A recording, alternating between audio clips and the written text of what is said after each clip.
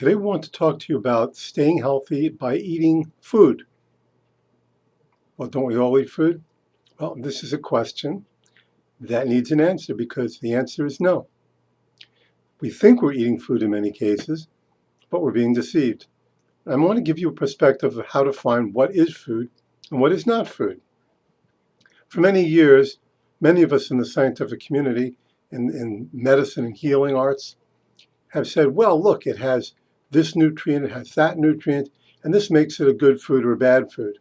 And many of the average people who walk around the world that are not doctors or scientists pretty much know how to read those labels. They're called nutritional labels, and they're on all the foods you buy. They become an important guideline for what we believe is how to identify healthier, better foods, less sugar, less fat, etc. But what did our great-grandparents do? They were pretty healthy, actually, even though we are given the impression that they didn't live so long, and perhaps they didn't live as long as us. They might have lived healthier than us. But anyway, let's drop that for a moment and go back to what did they do, because they really weren't people who were in poor health. They just worked very, very hard in difficult lives. Not as difficult as us, I believe. And what did they eat? Well, if they went to a supermarket with you, what would they buy? So let's just take a quick example of imagination. And imagine you went with your great-grandmother, not your grandmother, but at least your great-grandmother shopping in the supermarket. And she was to look at foods that you picked up and went to put in your basket. What would she pick up and put in your basket? What would she say was food that you put in your basket? And what would she have trouble understanding?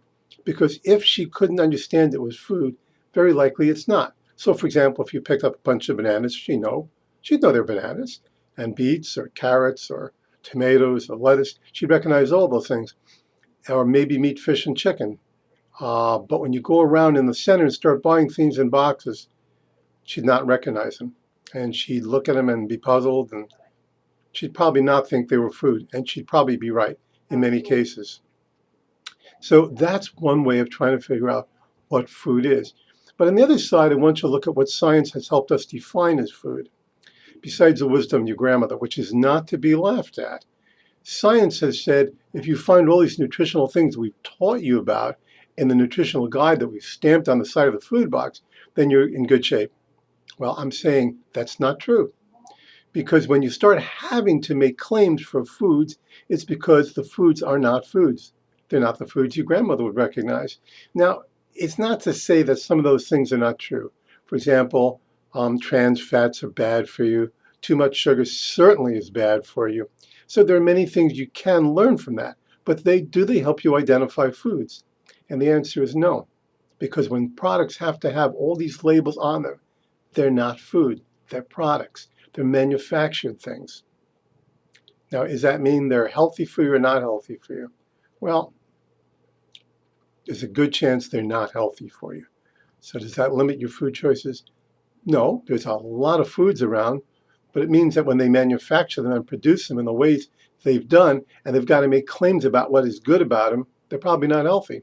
So for example, you can look at something called total cereal, one of my favorite examples, not something I'd ever eat, and you go, my God, total cereal's got all the vitamins, look at the listing, it's amazing.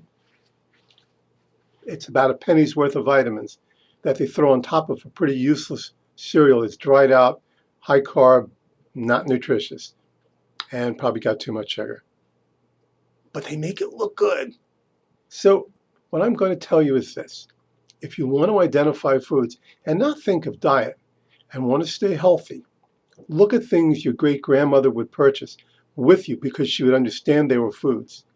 Don't look at the labels and be sold on what the scientists have used to teach you, because scientists wanted to learn about food, but what happened in the process is manufacturers realized they could hire scientists to find something about their food that was absolutely spectacular as long as scientists was paid enough to find it. And there's no doubt that there's some truth to it, but it doesn't make the food healthy, because one thing out of thousands and thousands of food can be given a health claim doesn't make that food healthy. So if I wanted to add omega-3 oils, cold-pressed olive oil, to some petroleum jelly, put some flavoring in it, and tell you that it was nutritious, I could have a sign on the box saying high in omega-3. But would you eat petroleum jelly with some perhaps chocolate flavoring and some sweetener? It might actually not taste too bad. Maybe it wouldn't taste too good, but it's not going to be sold immediately. But I could claim it was healthy. So think about it. Yes, I'm saying you can't trust the scientific literature. Yes, I'm saying you can't trust what's on the boxes. And yes, I'm saying if your grandmother could identify it, it was probably a healthy food. It's one way to get started on buying and eating healthier food.